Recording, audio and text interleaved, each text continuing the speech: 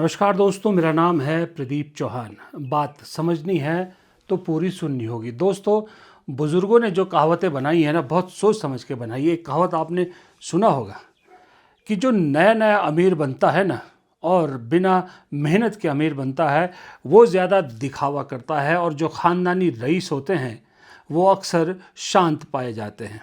यही चीज़ राजनीति में भी होती है। राजनीति में अक्सर जो नए नए कामयाब होते हैं, नई नई कामयाबियाँ उन्हें मिलती है, वो अक्सर मुर्गे की तरह कुछ ज़्यादा ही ज़ोर से बांग देते हैं, और जो सीजन्ड पॉलिटिशियन होते हैं, ख़ानदानी पॉलिटिशियन होते हैं, वो जानते हैं कि वक्त का चक्र है, कभी भी बदल सकता है। इसलिए कहा जाता है कि राजनीति में कभी भी किसी के खिलाफ इतना ना बोलो कि जब आपको दोबारा उसकी ज़रूरत पड़े तो आपको शर्मिंदा होना पड़े, क्योंकि राजनीति में, भारत की राजनीति में खास करके, कब किसके साथ की ज़रूरत पड़ जाए आपको समझ में नहीं आएगा। उदाहरण के तौर पे ममता बनर्जी को देख लीजिए। ममता बनर्जी, वो ममता बनर्जी जो कभी कहती है माय फेवरेट राहुल, और फिर ठीक लोकसभा चुनाव के बीच में कहती हैं कि कांग्रेस को 40 सीट भी नहीं आएगी।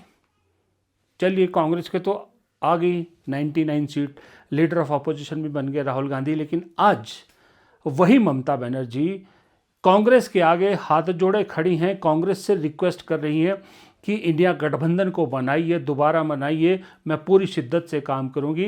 राहुल गांधी, उनके भतीजे पर जब हमला होता है, ममता बनर्जी के भतीजे पर, तो राहुल गांधी सबसे पहले नेता हैं जो मदद के लिए तैयार होते हैं, मदद के लिए उन्हें फ़ोन करते हैं, जो भी हर संभव मदद उनको चाहिए।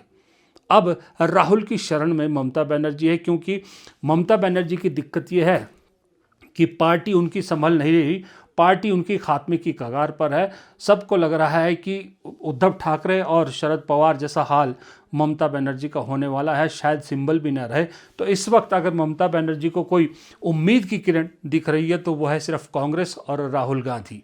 ये तो हम सब पिछले कई दिनों से देख रहे हैं। लेकिन एक और शख्स जो किसी वक्त नहीं, कुछ चंद महीने पहले तक कहा करता था, अगर रिपोर्टर सवाल पूछते थे कांग्रेस के बारे में उनसे, तो कहते थे कौन सी कांग्रेस, आप अभी भी कांग्रेस को सीरियसली ले रहे हैं, कांग्रेस का वजूद खत्म हो चुका है। याद है आपको? ये शख्स मेरे पीछे आप देख रहे हैं, ये वही शख्स है, अरविंद केजरीवाल। आज खुद का जब अस्तित्व खतरे में आ रहा है तो इन्हें भी वही राहुल गांधी याद आ रहे हैं, इनकी पार्टी को वही कांग्रेस याद आ रही है। और इनडायरेक्टली मुझे तो ऐसा लग रहा है कि केजरीवाल कांग्रेस से ज़्यादा राहुल गांधी को प्रधानमंत्री बनाने की वकालत कर रहे हैं। इनडायरेक्टली कर रहे हैं, लेकिन कर रहे हैं। वो कैसे कर रहे हैं वो भी मैं आपको बताऊंगा। देखिए, कहानी क्या है। पिछले 4 महीने में अगर आप देखो तो पिछले 4 महीने में देश की 4 बड़ी रीजनल पार्टियां खात्मे की तरफ अग्रसर हुई हैं। सबसे पहले आप देखिए, तमिलनाडु में अगर जाते हैं आप, तो डीएमके एकदम से हार जाती है, और डीएमके के रिवाइवल को अब बहुत मुश्किल भरा कहा जा रहा है। बंगाल में आते हैं तो ममता बनर्जी की पार्टी, जो अभेद्य मानी जाती थी बंगाल में, आज ममता बनर्जी के लिए सर्वाइवल की लड़ाई मुश्किल हो रही है, पार्टी बचाना मुश्किल हो रहा है। बिहार में नीतीश कुमार की पार्टी ऑलमोस्ट बीजेपी ने ख़त्म कर दिया। नीतीश कुमार को जब सीएम पद से हटा दिया तो अब जेडीयू का मुझे लगता नहीं, और उससे ठीक पहले यही अरविंद केजरीवाल, इनकी पार्टी का भी अस्तित्व खतरे में है, क्योंकि जो 7 राज्यसभा के सांसद जिस तरह से बीजेपी ने अपने पाले में डाले हैं, उसके बाद अरविंद केजरीवाल के लिए भी सर्वाइवल मुश्किल हो रहा है, क्योंकि आखिरी जो किला बचा है वो पंजाब बचा है, और कांग्रेस पंजाब को फतेह करने के लिए हर कदम उठा रही है, हर संभव प्रयास कर रही है। और अगर वो कहीं ढह गया किला अरविंद केजरीवाल का, तो पल्ले कुछ नहीं बचेगा। 4 महीनों में 4 बड़ी पार्टियां, और वो बड़ी पार्टियां जो कुछ महीने पहले, मतलब मई 2024 में अपने अपने प्रधानमंत्री दे रही थी।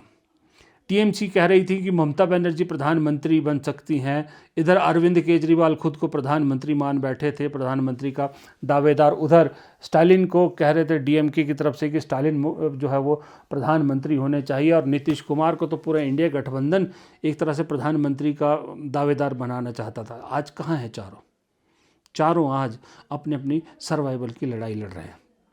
लेकिन जिस पार्टी को ख़त्म करने के लिए एक सिस्टमेटिक तरीके से पूरी एक चाल चली गई। 2010 से लेकर 26 हो गए 2026, 16 साल उस पार्टी को ख़त्म नहीं कर पाए। वो पार्टी तो 100 सीट के साथ संसद में पहुंच गई, अगर निर्दलीय उनका मिला लिया जाए। वो तो मजबूत हो रही है। और दूसरी बात, जहां ये रीजनल पार्टीज ख़त्म हो रही है, कांग्रेस ने केरल जीत कर और बता दिया कि हम तो और मजबूत हो रहे हैं और आगे कांग्रेस में पॉजिटिव वाइब्स बहुत है। तो इसलिए सभी जो पार्टियां हैं शरणागत होने को मजबूर है कांग्रेस के पास। अब लौटते हैं वापस अरविंद केजरीवाल पे। अरविंद केजरीवाल भी अल्टीमेटली आम आदमी पार्टी को कांग्रेस की शरण में आना पड़ रहा है। जी हाँ, आप लोग हैरान हो रहे होंगे सुन के, लेकिन असल हकीकत ये है। ऐसा है ना कि अरविंद केजरीवाल है, ईगो तो इनको जो है मोदी जी से कम नहीं है ना, अपने आप को कम नहीं समझते हैं, लेकिन एक सिस्टमेटिक तरीके से कांग्रेस को अप्रोच करना शुरू कर दिया है। ये देखिए, ये इनके गोवा के प्रदेश अध्यक्ष हैं। आम आदमी पार्टी के गोवा के प्रदेश अध्यक्ष कांग्रेस से अपील कर रहे हैं कि आने वाले विधानसभा चुनाव में, जो शायद फरवरी में होने, कांग्रेस पार्टी विपक्ष का पूरे गठबंधन को लीड करे और हम कांग्रेस के साथ जाने को तैयार हैं। आम आदमी पार्टी, जिसने इंडिया गठबंधन से सबसे पहले दूरी बनाई थी और कहा था जब तक कांग्रेस इसमें है आम आदमी पार्टी नहीं आएगी, और जो है वो इंडिया गठबंधन तब तक बन ही नहीं सकता, मजबूत हो ही नहीं सकता जब तक इसमें कांग्रेस है। आज वही आम आदमी पार्टी कांग्रेस से खुद रिक्वेस्ट कर रही है गोवा में कि आप गठबंधन बनाइए, लीड कीजिए, हम आपके पीछे पीछे चलने के लिए तैयार हैं। अब ऐसा तो है नहीं कि वहाँ के प्रदेश अध्यक्ष ने अपने मन से कुछ कह दिया हो। जिस तरह से बीजेपी में मोदी जी के इशारे बगैर पत्ता तक नहीं हिलता, उसी तरह आम आदमी पार्टी में अरविंद केजरीवाल के इशारे के बगैर पत्ता तक नहीं हिलता, ये भी हमको मालूम है। अब वहाँ नहीं, अब मुझे ऐसा लग रहा है अरविंद केजरीवाल खुद राहुल गांधी को प्रधानमंत्री बनाने पे उतारू हैं। वो खुद प्रमोट कर रहे हैं राहुल गांधी को प्रधानमंत्री बनाइए। अंदाज अलग है, लेकिन इशारा आप समझिए। पहले नीट, फिर सीबीएसई, फिर एसएससी, फिर यूपीएससी और अब सीयूईटी। इस देश के हर बच्चे को अब लगने लगा है कि ये सरकार एक भी पेपर ठीक से नहीं करा सकती। एक के बाद एक पेपर गड़बड़ हो रहे हैं और प्रधानमंत्री जी चुप हैं, उन्हें कोई चिंता ही नहीं है। एक्चुअली इस सरकार को शिक्षा के महत्व का पता ही नहीं है। Do you also agree that now the country desperately needs an educated prime minister? अब आप कहेंगे कि केजरीवाल कह रहे हैं कि पढ़ा लिखा प्रधानमंत्री चाहिए। हाँ, यही तो मैं कह रहा हूँ। आपने देखा होगा पिछले 5-6 दिन से, खास करके नीट वाला जब से हुआ है तब से कांग्रेस ने एक कैंपेन चलाया है। कांग्रेस का कैंपेन देखिएगा, सोशल मीडिया में आपको मिल जाएगा, अगर मेरे एडिटर को ही मिलेगा तो लगा देंगे, जहाँ कांग्रेस पढ़े लिखे प्रधानमंत्री और कम पढ़े लिखे प्रधानमंत्री के बीच में अंतर बता रही है। पढ़े लिखे प्रधानमंत्री राहुल गांधी को प्रोजेक्ट कर रही है और कम पढ़े लिखे प्रधानमंत्री में मोदी जी को दिखा रही है। ये कांग्रेस का कैंपेन है, ये कई दिनों से चल रहा है। अब यही बात अरविंद केजरीवाल कह रहे हैं। यूं तो अरविंद केजरीवाल देखिए देश के इकलौते ऐसे नेता हैं जो अपने पढ़े लिखे होने का, अपनी पढ़ाई लिखाई का, अपनी डिग्री का सबसे ज़्यादा शो ऑफ करते हैं। आए दिन आपको हर भाषण में इनके सुनाई देगा कि मैं आईआईटी से पढ़ा हूँ, मैं आईआईटी से पढ़ा हूँ। कोई और नेता नहीं करता ऐसा। कभी आपने राहुल गांधी को सुना ये बोलते हुए कि मैं कैम्ब्रिज से पढ़ा हूँ, मैं यहाँ से पढ़ा हूँ, वहाँ से पढ़ा हूँ? कभी नहीं। राहुल गांधी तो बल्कि ये कहते हैं कि मेरा तो खुली किताब है, मेरी ज़िंदगी, मेरे बारे में जिसको जानना है सब कुछ अवेलेबल है। वो कभी इस चीज़ को फ्लॉन्ट नहीं करते। हालांकि दुनिया के टॉप इंस्टीट्यूट्स हैं जहाँ से राहुल गांधी पढ़े हैं, वो कभी नहीं बताते, लेकिन अरविंद केजरीवाल अक्सर बताते रहते। पर वो कहानी अलग। यहाँ अरविंद केजरीवाल अपने कार्यकर्ताओं को तो ये मैसेज देने की कोशिश कर रहे हैं कि पढ़े लिखे प्रधानमंत्री मतलब मैं, लेकिन असल हकीकत अरविंद केजरीवाल भी जानते हैं, असल हकीकत आप भी जानते हैं, असल हकीकत मैं भी जानता हूँ कि जिस अरविंद केजरीवाल के पास में आज की डेट में 3 सांसद है, लोकसभा के 3 सांसद, वो कैसे प्रधानमंत्री बन सकता है? वो किस हाल में प्रधानमंत्री बन सकता है? ममता बनर्जी फिर समझ में आता है, स्टालिन कहे फिर समझ में आता है, अखिलेश कहे फिर समझ में आता है। भाई साहब, अरविंद केजरीवाल तो किसी भी हालत में प्रधानमंत्री नहीं बन सकते ना। 3 सांसदों वाला प्रधानमंत्री आज तक बना है कभी? कभी नहीं बन सकता। तो इसका मतलब जब अरविंद केजरीवाल पढ़ा लिखा प्रधानमंत्री, देश को कह रहे हैं पढ़ा लिखा प्रधानमंत्री चुनिए, तो प्रधानमंत्री का ऑप्शन, और वो भी पढ़ा लिखा, बेहद अच्छा शिक्षित, कौन है? राहुल गांधी। तो इसका मतलब कहीं ना कहीं अरविंद केजरीवाल राहुल गांधी को प्रमोट कर रहे हैं, कहीं ना कहीं अरविंद केजरीवाल राहुल गांधी को प्रधानमंत्री के तौर पर लोगों को चूज करने को कह रहे हैं, लोगों को चुनने को कह रहे हैं, क्योंकि और तो कोई है नहीं आसपास। मैंने बताया आपको, अरविंद केजरीवाल खुद किसी भी हाल में प्रधानमंत्री बन नहीं सकते। अखिलेश यादव कोई बहुत बड़े मतलब वो नहीं, ना वो प्रधानमंत्री बनने के लिए खुद इच्छुक हैं कभी भी। ममता बनर्जी भी कोई बहुत ज़्यादा पढ़ी लिखी नहीं है, मतलब नॉर्मल पढ़ाई है। एक ही नेता है इस देश में जो वेल एजुकेटेड, वेल मैनर्ड, और जो मैंने शुरू में बात कही थी ना, खानदानी रईस, राजनीति का खानदानी रईस है। खानदानी रईस ने कभी शो ऑफ नहीं किया। जो ताज़ा ताज़ा रईस हुए, ताज़ा ताज़ा अमीर बने, अरविंद केजरीवाल जैसे लोग होते हैं, वो शो ऑफ करते हैं। एक नेशनल पार्टी का तमगा क्या मिला अरविंद केजरीवाल को? अरविंद केजरीवाल ने ऐसा एरोगेंस दिखाया, ऐसा अपने आप को, एक तरह से आप कह सकते हो कि इतना घमंड आ गया था कि यूं लग रहा था कि अरविंद केजरीवाल, लग रहा है कि शायद मोदी जी को कभी भी हटा के खुद वहां बैठ सकते हैं। लेकिन एक दिल्ली हाथ से गई, पूरा सिस्टम हिल गया, घर खाली करना पड़ गया, फिर 7 राज्यसभा सांसद चले गए, फिर केजरीवाल जी को घर खाली करना पड़ गया। अब एक उम्मीद है, भगवंत सिंह मान पंजाब में, वहाँ भी आपको मैं एक चीज़ बताऊं, लोग वहाँ पर जिस तरह से अरविंद केजरीवाल और मनीष सिसोदिया वहाँ चीज़ों को कंट्रोल कर रहे हैं, हर चीज़ अरविंद केजरीवाल कर रहे हैं, उद्घाटन अरविंद केजरीवाल कर रहे हैं, वो लोगों को वहाँ पर अच्छा नहीं लग रहा है। पंजाबी भाषी राज्य है, वहाँ अरविंद केजरीवाल दिल्ली से आके वहाँ चीज़ों को कंट्रोल कर रहा है, वहाँ लोगों को अच्छा नहीं लग रहा। ये शायद अरविंद केजरीवाल को कहीं ना कहीं समझ में आया। आप 2 महीने पहले पंजाब में जाते, 3 महीने पहले पंजाब में जाते, आपको हर जगह बड़े बड़े होर्डिंग्स जो सरकार के मिल हैं, क्योंकि आम आदमी पार्टी पूरा बीजेपी को रेप्लिका करती है। जैसे बीजेपी शो ऑफ में बहुत विश्वास करती है ना, पीआर में बहुत विश्वास करती है, उसी तरह से आम आदमी पार्टी भी पीआर में बहुत विश्वास करती है, बहुत ज़्यादा शो ऑफ करती है। तो वो जो बड़े बड़े होर्डिंग्स थे, सब में अरविंद केजरीवाल बड़े बड़े दिखते थे, भगवंत मान कहीं पीछे दिखते थे, छोटे दिखते थे, अरविंद केजरीवाल बड़े दिखते थे। लेकिन अचानक पिछले 3 महीने में कुछ ऐसा हुआ है कि आप पंजाब में जो भी होर्डिंग्स है उसमें भगवंत मान बड़े हो गए हैं, अरविंद केजरीवाल छोटे हो गए हैं। वो कहीं ना कहीं भनक आ गई थी इनको, शायद उसी वजह से अभी जो स्थानीय निकाय चुनाव वगैरह हुए हैं उसमें उनको फ़ायदा भी हुआ है। क्योंकि देखिए, सिख जो है ना, सिख कौम, वो भी अणख बोलते हैं पंजाबी में ईगो को, वो अणख की बड़ी पक्की है ना। वहाँ पर आपको पंजाब में हिंदू मुसलमान नफरत वाली राजनीति चल सकती है ना, वहाँ ईडी सीबीआई डर की राजनीति में कोई वोट देगा ही नहीं आपको। अगर आप डरा के वोट लेना चाहोगे, नहीं, नफरत से नहीं, क्योंकि वो पंजाब ने वो सब झेला है जिसकी अभी वो कल्पना भी नहीं कर, सोचना भी नहीं चाहते उसके बारे में कि फिर से वो दौर लौटे। तो वहाँ ये दोनों फैक्टर नहीं चलते, और ना ये चलता कि कोई बाहर ही आके उन्हें डिक्टेट करे कि आपको ये करना है, आपको ये करना है, आपको ये नहीं करना, ये नहीं करना। फिर पंजाबी जब खिसक जाता है तो फिर अटक जाती है, सटक जाती है उसकी। और ख़ास करके जट सिख जो होता है, जट सिख बड़ा ईगो को उस पर रखता अपने ईगो, बड़ा ईगोइस्ट होता है।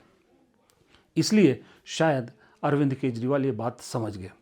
लेकिन दिक्कत उनकी क्या है, जो आम आदमी पार्टी गोवा में, अरविंद केजरीवाल इनडायरेक्टली, मुझे ऐसा लग रहा है जो कांग्रेस को एक तरह से आगे करने की कोशिश करें, वो कहीं ना कहीं इनडायरेक्टली कांग्रेस से ये उम्मीद भी कर रहे हैं शायद कि इस सब के एवज में राहुल गांधी शायद पंजाब में थोड़ा सा ढीला छोड़ दें।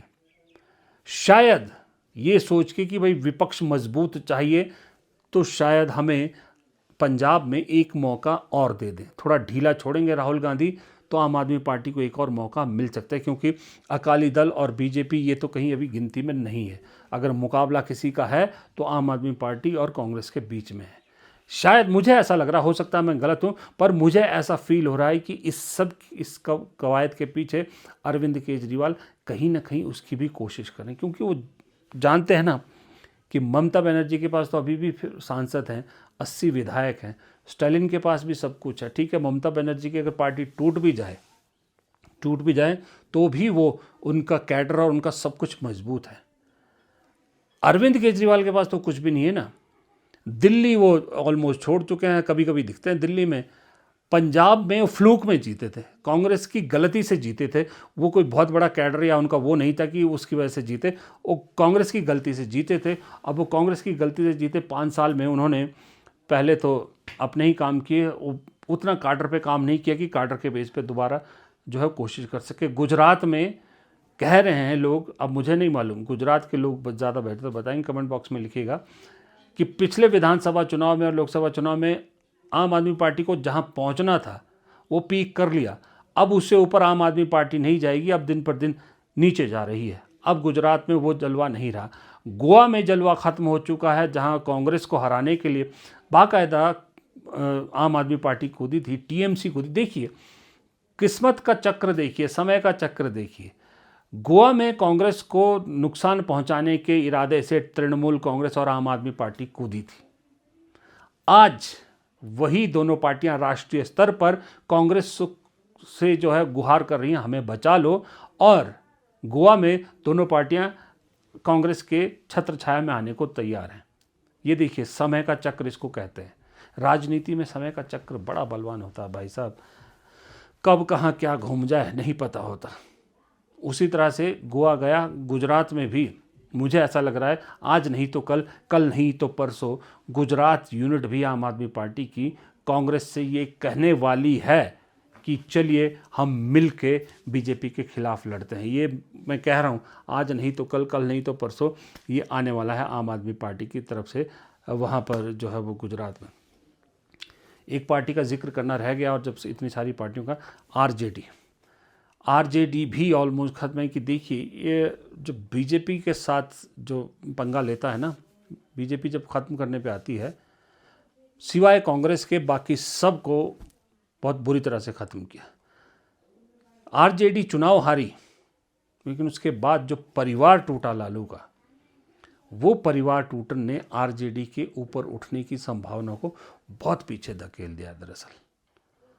और अच्छी बात यह है कि निरंकुश बीजेपी ना हो, इसलिए कांग्रेस को वक्त रहते समझ में आ गया कि जगह हमारे लिए सब जगह अवेलेबल है। उड़ीसा में आपने करके दिखा दिया है, आप दूसरी नंबर पे आ गए हैं, वहाँ पर नंबर वाइज नहीं, मतलब मेन अपोजिशन आप निभा रहे हो, बीजेडी आपको अप्रोच कर रही है। बिहार में अभी खबरें नहीं आ रही, लेकिन अंदर अंदर कह रहे हैं संगठन लेवल पे काम हो रहा है। कृष्णा अल्लावरू को इसीलिए राहुल गांधी ने वहाँ से अब तक नहीं हटाया है।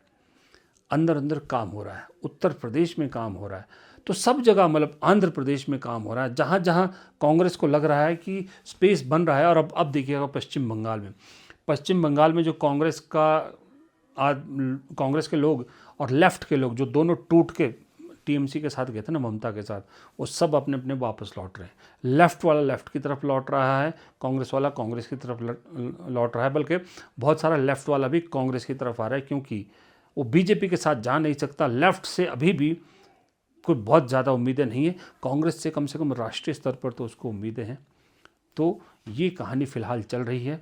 तो फिलहाल केजरीवाल साहब भी लगता है जल्द ही राहुल गांधी के शरणागत होने वाले हैं। फिलहाल इस वीडियो में इतना ही।